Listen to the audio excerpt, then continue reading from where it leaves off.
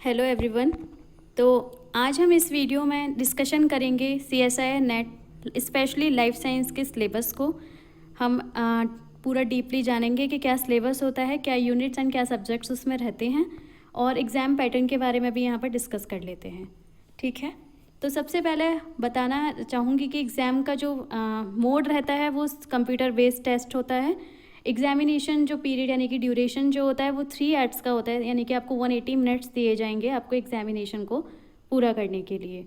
दूसरा, जो total marks का जो पेपर पूछा जाता है वो 200 मार्क्स का पेपर आपको अटैम्प्ट करना होता है, यानी कि 200 मार्क्स का पेपर आपका रहता है। तो इसमें हम जान लेते हैं कि किस तरीके से इस एग्जामिनेशन में पेपर में कैसे कैटेगराइजेशन होता है। मीन्स इसमें 3 पार्ट्स होते हैं, part A, part B and part C. Part A जो होता है वो जनरल एप्टीट्यूड का रहता है, पार्ट बी एंड सी आपका जो सब्जेक्ट रिलेटेड क्वेश्चंस हैं उसमें से रहेगा। ओके, तो जो पार्ट ए है उसमें क्या किया जाता है कि जनरल साइंस के क्वेश्चंस पूछे जाते हैं, क्वांटिटेटिव रीजनिंग के क्वेश्चंस पूछे जाते हैं, एनालिसिस एंड रिसर्च के एंड एप्टीट्यूड के क्वेश्चंस पूछे जाते हैं। यानी कि टोटली अगर हम कह सकते हैं समअप करके, तो जो पार्ट ए है उसमें जनरल एप्टीट्यूड पूछा जाता है। तो उसमें जो टोटल क्वेश्चंस रहते हैं पार्ट ए में वो 20 क्वेश्चंस रहते हैं। आपको 20 में से कोई भी 15 क्वेश्चंस को अटैम्प्ट करना होता है, और हर क्वेश्चंस आप अगर सही है तो आपको दो मार्क्स देकर जाएगा, अगर गलत है तो 0.5 लेकर जाएगा, यानी कि नेगेटिव मार्किंग होगी।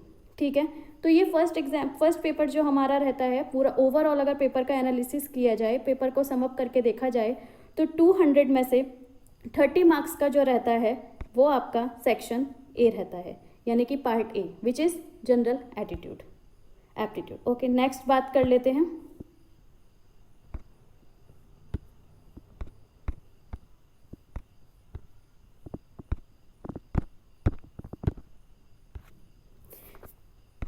नेक्स्ट हमारा रहता है पार्ट बी।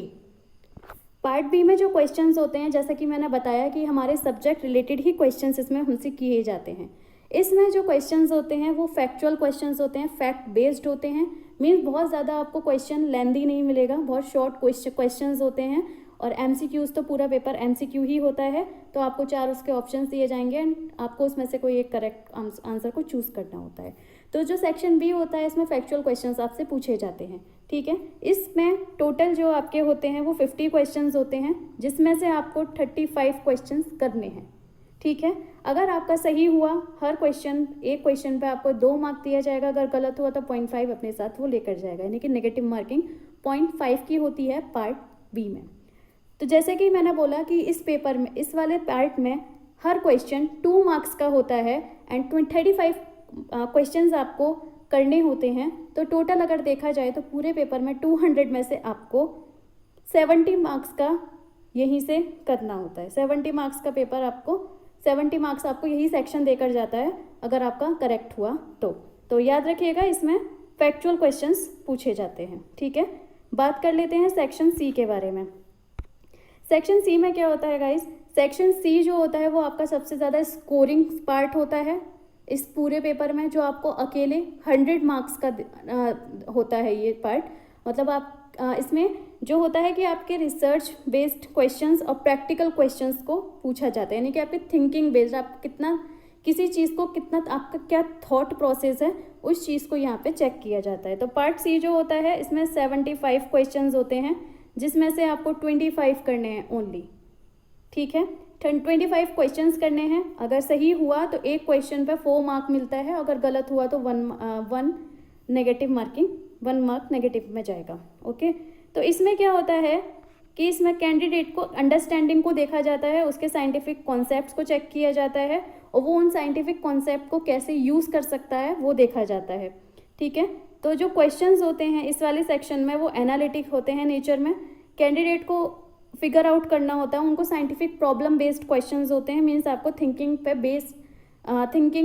बेस्ड क्वेश्चंस वो होते हैं, थॉट प्रोसेस को वहाँ पे चेक किया जाता है। रिसर्च बेस्ड, यानी कि कोई कंडीशन आपके सामने रख दी जाती है और आपको उसमें से किसी करेक्ट आंसर को चूज़ करना होता है। तो यानी कि यहाँ पे जो क्वेश्चंस होते हैं पार्ट सी के वो काफ़ी लेंदी होते हैं, बहुत लॉन्ग क्वेश्चंस होते हैं, तो काफ़ी टाइम वो लेकर जाते हैं। मीन्स इतने ज़्यादा लॉन्ग क्वेश्चंस होते हैं कि आपको रीड करने में भी बहुत ज़्यादा टाइम लग जाता है पार्ट सी के।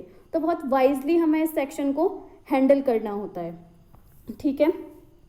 तो इसमें जो क्वेश्चंस आपसे पूछे जाएंगे वो रिसर्च लेवल और प्रैक्टिकल क्वेश्चंस होते हैं, यानी कि बहुत ज़्यादा आपके थिंकिंग बेस्ड क्वेश्चंस वो होंगे। तो ये वाला पार्ट सी जो होता है, अगर आपका अच्छा हो जाता है तो आपको बहुत अच्छा स्कोर देकर जाता है ये पार्ट सी, क्योंकि अपने आप में ही पूरा जो ये है सेक्शन है आपको 75 क्वेश्चंस में से केवल 25 पूछ रहा है, यानी कि आपको 100 मार्क्स देकर जाता है अगर आपके ठीक होते हैं तो सारे क्वेश्चंस। 80 to 90 तक तो आप इसमें कर ही सकते हैं, इतना आपको ये सेक्शन देकर जाता है। तो अगर कभी भी अटैम्प्ट, अगर मैं अपने अकॉर्डिंग बताऊंगी आपको, तो कभी भी आपको अगर पेपर स्टार्ट करना, एग्जामिनेशन हॉल में बैठे हैं आप, और अगर आपको अपना पेपर स्टार्ट करना है तो आप सेक्शन सी से शुरू करिए, क्योंकि अगर सेक्शन सी आपका अच्छा हो जाता है तो आपके पास 70 to 80 मार्क्स पक्के हो जाते हैं अगर आपने अच्छे से प्रिपरेशन की हुई है तो। ओके, देन सेक्शन बी पे जाइए और लास्ट में आप अपना टाइम दे सकते हैं सेक्शन ए को। लेकिन सेक्शन ए को, यानी कि पार्ट ए यानी कि जनरल एप्टीट्यूड को कभी भी छोड़िएगा मत, क्योंकि वो हमेशा आपको एक अच्छा मार्क्स प्रोवाइड करवाता है वो सेक्शन। ठीक है, तो ये था हमारे तीनों सेक्शंस के तीनों पार्ट के बारे में कि आपको कहाँ कैसे क्या करना है। तो हाँ, और सबसे बड़ी बात, आप एग्जामिनेशन टाइम में टाइम मैनेजमेंट बहुत अच्छे से कीजिएगा। 3 आवर्स होते हैं, उनको कैटेगराइज करिए कि आपको किस सेक्शन में कितना टाइम देना है। मैक्सिमम टाइम जो जाता है हमारा वो इसी सेक्शन में जाता है, सेक्शन सी में, लेकिन वो यूज़फुल होना चाहिए वो टाइम। ऐसा नहीं कि आप सेक्शन सी को पूरा टाइम दे रहे हैं लेकिन केवल टाइम ही दे रहे हैं, वो यूज़फुल नहीं है। एग्ज़ाम आपका इतना ज़्यादा अच्छा नहीं जा रहा है लेकिन आप टाइम पूरा दे रहे हैं, तो बहुत वाइजली इस चीज़ को देखिएगा। ओके, अब हम आगे देखते हैं कि इसका एनालिसिस कर लेते हैं कि क्या सिलेबस है, क्या पूछा जाता है। तो CSI में टोटल आपकी 13 यूनिट्स रहती हैं।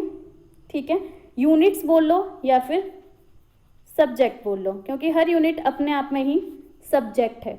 ठीक है, तो ऐसा नहीं कोई स्पेशली किसी बच्चे के लिए कोई एक सब्जेक्ट बनाए, नहीं, हर कैंडिडेट को पूरा पेपर, जितनी भी यूनिट्स हैं वो सारी ही प्रिपेयर करनी होती हैं। मीन्स उसका ऐसा नहीं है कि जूलॉजी वाला बच्चा आ रहा है तो वो केवल जूलॉजी में ही पेपर देगा, बॉटनी का आ रहा है तो वो केवल बॉटनी में देगा, ऐसा नहीं है। हर स्ट्रीम के बच्चे को यहाँ पे उनका सब्जेक्ट मिल जाता है, 1-2 तो मिल ही जाते हैं। ठीक है, तो आप देख लीजिएगा 13 यूनिट्स हमारी यहाँ पर रहती हैं टोटल, यानी कि 13 सब्जेक्ट्स हमारे यहाँ पर रहते हैं, और हर यूनिट्स में से लगभग 30 to 40 मार्क्स का आपसे पूछा जाता है, यानी कि हर यूनिट में से 30 to 40 मार्क्स का रहता है। ओके, ठीक है, तो सबसे पहली यूनिट जो हमारी रहती है वो रहती है हमारी बायोकेमिस्ट्री, जिसको हम molecules and their interaction relevant to biology के नाम से भी जानते हैं।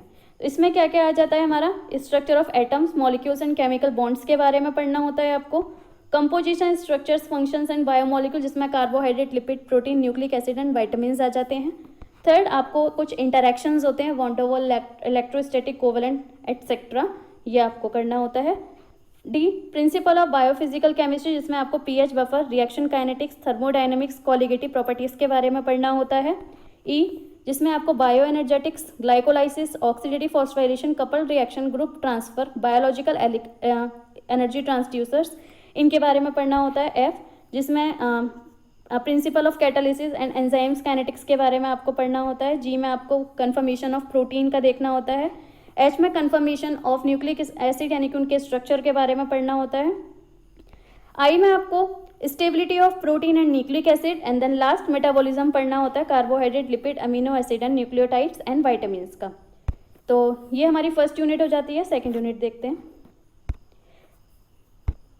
सेकेंड यूनिट जिसका नाम सेलुलर ऑर्गेनाइजेशन है, इसको सेल बायोलॉजी भी कहा जाता है।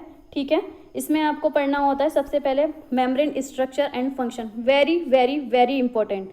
किसी भी एग्जाम में अगर आप बैठ रहे हैं, कोई भी CSIR का हो, इसके अलावा कोई भी एग्जाम हो, तो ये वाला पार्ट स्पेशली, सेल बायोलॉजी तो इम्पोर्टेंट है ही, उसमें भी specially membrane structure and function वाला जो पार्ट रहता है बहुत इंपॉर्टेंट हो जाता है एग्जामिनेशन व्यू से। ठीक है, तो इसको बिल्कुल भी मत छोड़ के जाइएगा, प्लाज्मा मेम्ब्रेन को बहुत अच्छे से पढ़ के जाइएगा। तो इसमें ये मेम्ब्रेन स्ट्रक्चर एंड फंक्शन आपको पढ़ना होता है। दूसरे में आपको सेलुलर ऑर्गेनेलीज के बारे में पढ़ना होता है। तीसरे में क्रोमोसोम्स एंड जीन्स के ऑर्गेनाइजेशन के बारे में। फिर आपको cell division and cell cycle, and last में माइक्रोबियल फिजियोलॉजी इसमें रहती है। ठीक है, तो ये हमारा सेल बायोलॉजी का हो गया। नेक्स्ट देखते हैं, थर्ड यूनिट जो हमारी आ जाती है वो आती है मॉलिक्यूलर बायोलॉजी, जिसको हम फंडामेंटल प्रोसेस भी कहते हैं। ठीक है, इसमें आपको डीएनए का replication, translation, transcription, DNA repair, ये सारी चीज़ें पढ़नी होती हैं। तो DNA replication, repair and recombination आपको पढ़ना है। आरएनए सिंथेसिस एंड प्रोसेसिंग आपको पढ़ना है। प्रोटीन का सिंथेसिस एंड प्रोसेसिंग आपको पढ़ना है। Control of gene expression at transcription and translation level आपको पढ़ना है। नेक्स्ट देख लेते हैं, यूनिट 4 जो होती है सेल कम्युनिकेशन, सेल सिग्नलिंग की आ जाती है। इसमें आपको host parasite interaction, cell signalling के बारे में पढ़ना होता है, जिसमें अलग अलग तरीके की सिग्नलिंग इसमें आप पढ़ेंगे। तीसरा आपको सेलुलर कम्युनिकेशन, सेल्स के बीच में कैसे कम्युनिकेशन होता है वो पढ़ना होता है। नेक्स्ट आपको कैंसर करना होता है, कैंसर कैसे होता है, किन जीन्स की वजह से होता है, क्या इसके रीजंस होते हैं, क्या ये कैसे और ज़्यादा ये बढ़ता चला जाता है, इन चीज़ों के बारे में पढ़ना है। चौथा आपको innate and adaptive immune system यानी कि इम्यूनोलॉजी होता है। नेक्स्ट देखते हैं, यूनिट नंबर 5 जो है डेवलपमेंट बायोलॉजी। इसमें आपको क्या करना है, बेसिक कॉन्सेप्ट ऑफ डेवलपमेंट पूछे जाते हैं। इसमें potency, commitment, specification, induction, competence, ये सब चीज़ें बेसिक टर्म्स रहते हैं, टर्मिनोलॉजी देखनी होती है। दूसरे में आपको गैमेट का फॉर्मेशन, फर्टिलाइजेशन, अर्ली डेवलपमेंट, ये सब पढ़ना होता है। फिर आपको morphogenesis and organogenesis in animals, कैसे ऑर्गन्स का फॉर्मेशन होता है एनिमल्स जो आपको दिए हुए हैं सिलेबस में, वो सब। फोर्थ में आपको प्लांट्स के बारे में पढ़ना है कि प्लांट्स में कैसे ऑर्गन का फॉर्मेशन होता है। एंड ई में आपको programme cell death, ageing and senescence, इन तीनों के बारे में पढ़ना होता है। नेक्स्ट देखते हैं, यूनिट 6 हमारी प्लांट फिजियोलॉजी और बॉटनी हो जाती है। तो ये यूनिट काफ़ी लेंथी है अपने आप में, और ये बॉटनी बैकग्राउंड के बच्चे पर इसको अच्छा कर सकते हैं, क्योंकि उनकी ऑलरेडी ही इसमें काफ़ी अच्छी तैयारी होती है, वो बीएससी एमएससी लेवल पे ये सब चीज़ें कर आए हैं। तो पहला हो जाता है photosynthesis, respiration, photo respiration, nitrogen metabolism, plant hormone, sensory photobiology, solute transport and photo assimilate translocation, secondary metabolites and their role, stress physiology. Next animal physiology, जिसको हम जूलॉजी भी कहते हैं। तो अगर जूलॉजी वाले बैकग्राउंड से अगर कोई कैंडिडेट आ रहे हैं तो वो इसको अच्छे से कर सकते हैं। हालांकि ये यूनिट भी अपने आप में बहुत ज़्यादा लेंदी यूनिट होती है, पर फिर भी इस यूनिट को अच्छे से तैयार किया जा सकता है। ठीक है, तो फर्स्ट है blood and circulation, cardiovascular system, जिसमें आप हार्ट के बारे में पढ़ते हैं, रेस्पिरेटरी सिस्टम, जिसमें ब्रीदिंग वगैरह के बारे में सारा पढ़ा जाएगा, nervous system, sense organ, excretory system, thermoregulation, stress and adaptation, digestive system, endocrinology and reproduction, जो कि बहुत इंपॉर्टेंट हो जाता है एग्जामिनेशन पॉइंट ऑफ व्यू से। इसमें हार्मोन्स वगैरह आपसे पूछे जाते हैं, जो हमेशा ही क्वेश्चन ज़रूर इसमें से ये आता ही है। तो एग्जामिनेशन पॉइंट ऑफ व्यू से एंडोक्राइनोलॉजी और रिप्रोडक्शन काफ़ी इंपॉर्टेंट हो जाता है। नेक्स्ट देखते हैं, यूनिट 8 जेनेटिक्स, जिसको इनहेरिटेंस बायोलॉजी भी कहते हैं। तो इसमें Mendelian principle, concept of genes, extension of Mendelian principle, जिसमें incomplete dominance, codominance, gene interaction, ये सारी चीज़ें पढ़नी होती हैं। जीन मैपिंग मेथड, जो कि बहुत इंपॉर्टेंट होता है, इसमें से क्वेश्चन आता ही है। एक्स्ट्रा क्रोमोसोमल इनहेरिटेंस, ठीक है। माइक्रोबियल जेनेटिक्स, ह्यूमन जेनेटिक्स, जिसमें से क्वेश्चन लगभग पूछने की एक प्रोबेबिलिटी रहती है, जिसमें पेडिग्री में से क्वेश्चन आ ही जाता है।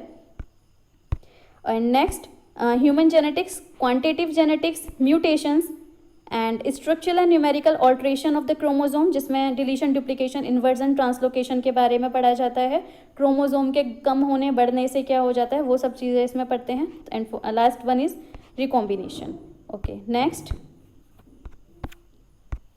यूनिट नंबर 9 टेक्सोनॉमी, जिसको डाइवर्सिटी ऑफ लाइफ फॉर्म भी कहते हैं।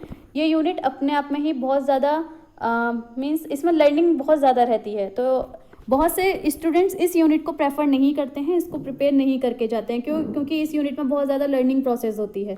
ठीक है, तो मीन्स कुछ यूनिट्स ऐसी होती हैं जिसमें आपको बहुत ज़्यादा तैयार करना होता है, पर वो उतना ज़्यादा मार्क्स आपको दे के नहीं जाती हैं। उसी तरीके से ये यूनिट होती है, अगर आप इसको कितना भी अच्छे से भी तैयार कर लोगे, फिर भी उतना अच्छा आउटपुट आपको नहीं मिल पाता है।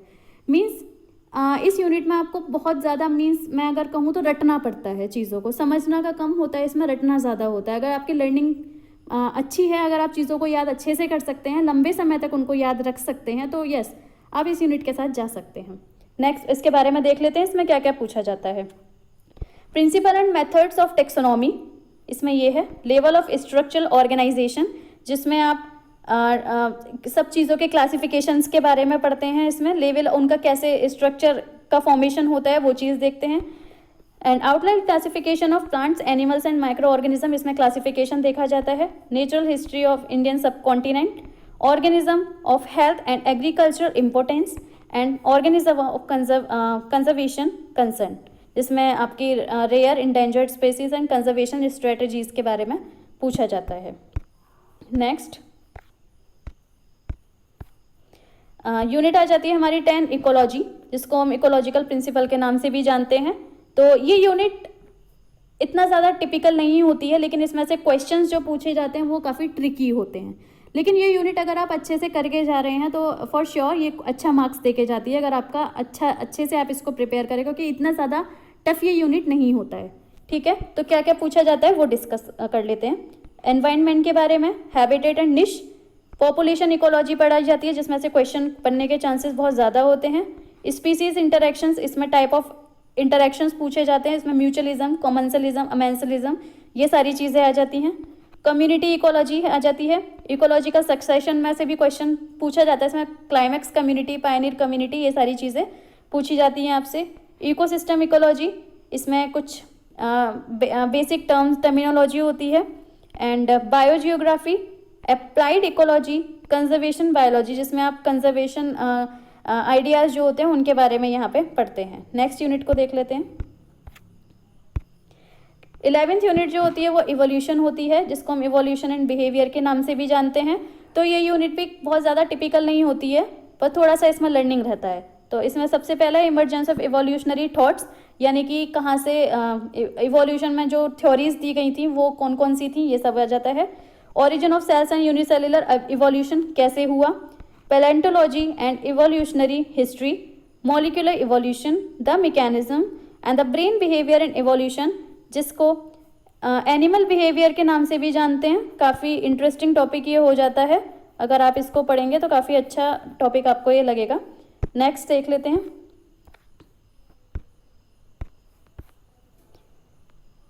Applied biology unit 12, applied biology, इसमें यूनिट 12 और यूनिट 13 को समअप करके अगर एक साथ बोला जाए तो टेक्निक्स में ही आ जाती हैं ये यूनिट्स।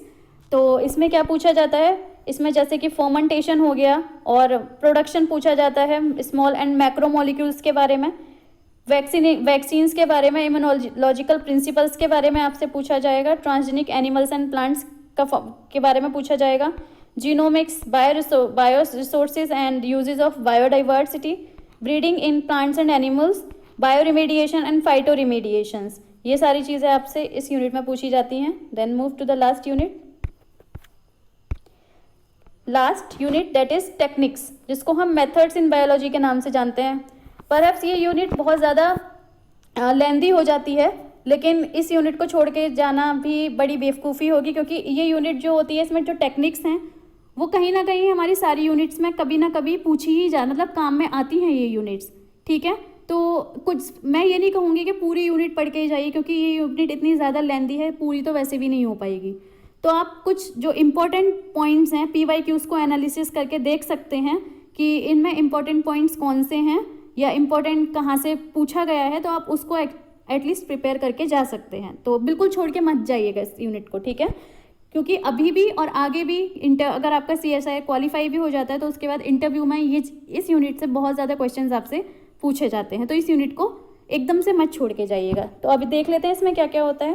पहली में है RDT, रिकॉम्बिनेंट DNA टेक्नोलॉजी, इसके बारे में आपको पूरा पढ़ना होता है। Histochemical immunotechniques, biophysical methods and statistical methods, radio labelling techniques, microscopic techniques, electrophysiological methods, methods in field biology, and this is all about unit number 13। तो इस यूनिट को बहुत वाइजली करिएगा, बहुत ज़्यादा छोड़ के एकदम मत जाइएगा, ठीक है। तो ये सिलेबस होता है हमारा यहाँ पे एनालिसिस ख़त्म।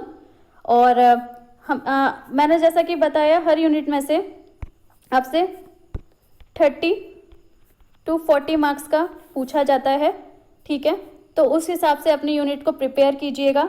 और सेफ साइड पे अगर मैं बात बताऊं कि आप कितनी यूनिट तैयार कर सकते हैं, सेफ साइड पे जो होता है वो आपका 10 या फिर 9 to 10 यूनिट्स मैं कहूँगी, सेफर साइड है। आप 9 to 10 यूनिट्स प्रिपेयर कर सकते हैं। ऐसा नहीं है कि मैं बोल रही हूँ 9 to 10 यूनिट आप प्रिपेयर कर सकते हैं तो पूरी नहीं कर सकते, आप पूरी भी आप जितना आप ज़्यादा करेंगे उतना ज़्यादा आपके लिए ही बेनिफिट होगा। तो एटलीस्ट 9 to 10 यूनिट्स तो प्रिपेयर कीजिए अगर आप CSIR में अपीयर होना चाह रहे हैं तो, ठीक है। तो ये सेफ साइड के लिए हो गया आपका 9 to 10 यूनिट, 30 to 40 नंबर का हर एक मार्क्स का हर सेक्शन पूछा जाता है। तो this is all about the syllabus analysis. अगर बातें समझ में आई हों तो मेरे चैनल को सब्सक्राइब कीजिएगा, मेरी वीडियो को लाइक कीजिएगा, कमेंट करिएगा, शेयर कीजिएगा। अगर कोई भी क्वेरी होती है आप कमेंट में मुझसे पूछ सकते हैं और आप बता सकते हैं कि मैं अपनी नेक्स्ट वीडियो किस टॉपिक पर लेकर आऊँ। Okay then stay tuned.